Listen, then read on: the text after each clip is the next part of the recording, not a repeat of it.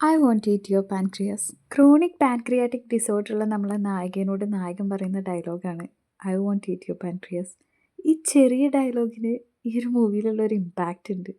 അത് അടിപൊളിയാണ്. എനിക്കറിയുന്നുണ്ടായിരുന്നില്ല ഒരു അനിമി മൂവീസിന് അല്ലെങ്കിൽ ഒരു അനിമി മൂവിക്ക് നമ്മൾ ഇത്രയും ഇമോഷണൽ ആക്കാൻ പറ്റും. കാരണം ഞാൻ ഇതുവരെ അനിമി മൂവീസ് കണ്ടിട്ടില്ല. ഇതിൻ്റെ ക്ലൈമാക്സിൽ ഞാൻ കിടന്ന് കരഞ്ഞതിന് കയ്യും കണക്കുമില്ല. ഇത് വെറും ഒരു റൊമാൻറ്റിക് മൂവിയല്ല. അതിൻ്റെ അപ്പുറത്തേക്ക് ജീവിതത്തിൻ്റെ അല്ലെങ്കിൽ ഒറ്റപ്പെടലിൻ്റെയൊക്കെ കഥ പറയുന്ന ഒരു മൂവി. ജീവിതം എത്ര മനോഹരമാക്കാന്ന് പറയുന്ന മൂവി. പക്ഷെ അവസാനം നമ്മൾ കരയുകയെ നമ്മൾ വല്ലാണ്ട് ഈ ക്യാരക്ടറുമായിട്ട് കണക്റ്റായി പോവും. ബുക്കുകളുടെ ലോകത്ത് മാത്രം ഒതുങ്ങിക്കൂടുന്ന നമ്മുടെ നായകൻ. എന്നാൽ അതിന് നേരെ ഓപ്പോസിറ്റായിട്ട് ഭയങ്കര എക്സ്ട്രോവേർട്ടായിട്ട് എല്ലാവരോടും സംസാരിച്ച് കമ്പനി അടിച്ച് നടക്കുന്ന നായിക. പരസ്പരം അത്രയും കാലം സംസാരിക്കാത്ത രണ്ട് ക്ലാസ്മേറ്റ് അൺഎക്സ്പെക്റ്റഡ്ലി ഹോസ്പിറ്റലിൽ നിന്ന് കണ്ടുമുട്ടുന്നു. അതെങ്ങനെയെന്ന് വെച്ചാൽ അവളുടെ ഡയറി അവന് കിട്ടുന്നു.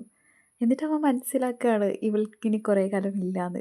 ഓൾറെഡി അവളുടെ അസുഖത്തെക്കുറിച്ച് മനസ്സിലാക്കിയവരൊക്കെ അവളോട് ഡിഫറൻ്റായിട്ട് പെരുമാറുന്നു. അവളെ ഭയങ്കര സിമ്പതിയോടെ നോക്കിക്കാണുന്നു. പക്ഷെ നമ്മുടെ കഥാനായകനാണെങ്കിൽ ഭയങ്കര ഡിഫറൻ്റായിട്ട് അത് ഭയങ്കര കോമൺ ആയിട്ട് എടുക്കുന്നു. അതുകൊണ്ട് തന്നെ അവൾ അവനിൽ ഭയങ്കര അട്രാക്റ്റഡ് ആവുന്നു. സിമ്പതി ഇല്ലാത്ത നോട്ടം, സംസാരം അതൊക്കെ അവൾക്ക് ഇഷ്ടമാവുന്നു. അവൾ അവളുടെ ഇനിയുള്ള ആഗ്രഹങ്ങളൊക്കെ ഒരു ബക്കറ്റ് ലിസ്റ്റായിട്ട് ആ ഒരു ഡയറിയിൽ എഴുതിയിട്ടുണ്ട്. അവനൊന്നിച്ച് അവർ രണ്ടുപേരും ആ ആഗ്രഹങ്ങളൊക്കെ നടത്താൻ പോവുകയാണ്. അങ്ങനെ ഓരോ ആഗ്രഹങ്ങളായി നടത്തുന്നു.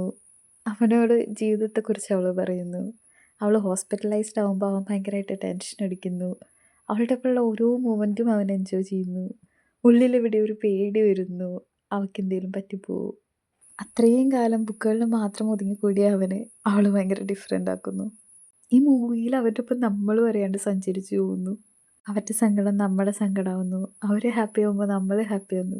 ഭയങ്കര ഇമോഷണലി കണക്റ്റഡ് ആവുന്ന ഒരു മൂവി. ഈ മൂവിൻ്റെ ക്ലൈമാക്സ് പറയാത്തത് അതൊരു സ്പോയിലർ ആവണ്ട വിചാരിച്ചിട്ടാണ്. കാരണം ഈ മൂവി കണ്ട് തന്നെ ഫീൽ ചെയ്യണം. കണ്ടവരൊന്ന് കമൻറ്റ് ചെയ്യണേ എങ്ങനെ ഉണ്ടായിരുന്നു ഈ മൂവിന്ന്. കാണാത്തവരെന്തായാലും കയറി കാണും. യൂട്യൂബിലൊക്കെ വീഡിയോ അവൈലബിൾ ആണ്. ഇല്ലാന്നുണ്ടെങ്കിൽ നമ്മുടെ സിനിമ സ്റ്റെല്ലാറിൻ്റെ എക്സ്പ്ലനേഷൻ ഉണ്ട്. പക്ഷെ ആൾ തന്നെ പറയുന്നുണ്ട് ഈ മൂവി കാണുകയാണ് എക്സ്പ്ലനേഷനേക്കാൾ ബെറ്റർന്ന്. ആക്ച്വലി ഈ മൂവിന്ന് ഇൻസ്പയർഡ് ആയിട്ടാണ് നമ്മളെ ഈ അനിമി ജേർണലിലെ സാക്കുര എന്നുള്ള പേരിട്ടത്. Because it's so beautiful. ഇത് ഓൾറെഡി ഞാനൊരു ചെറിയ ഷോർട്സ് ആയിട്ട് അപ്ലോഡ് ചെയ്തിട്ടുണ്ട്. പക്ഷെ എന്തോ ഭയങ്കര മനസ്സുഖത്ത് ഇത്രയും നല്ലൊരു സ്റ്റോറീനെ വെറും ഒരു 30 സെക്കൻഡിലാക്കിയപ്പോൾ എന്തോ സാറ്റിസ്ഫൈഡ് ആയിരുന്നില്ല. ഞാനൊരിക്കലും എക്സ്പെക്റ്റ് ചെയ്തിട്ടില്ല ഇതൊരു ലോങ് വീഡിയോ ആയിട്ട് ഞാൻ ചെയ്യുന്നത്. പക്ഷേ I hope you guys like it. ഈ വീഡിയോ നിങ്ങൾക്ക് ഇഷ്ടമായാൽ ലൈക്ക് ചെയ്യണേ. ചാനൽ ഇഷ്ടമായാൽ സബ്സ്ക്രൈബ് ചെയ്യണതും കൂടി ഒന്ന് പരിഗണിക്കണേ. Always be your happy self.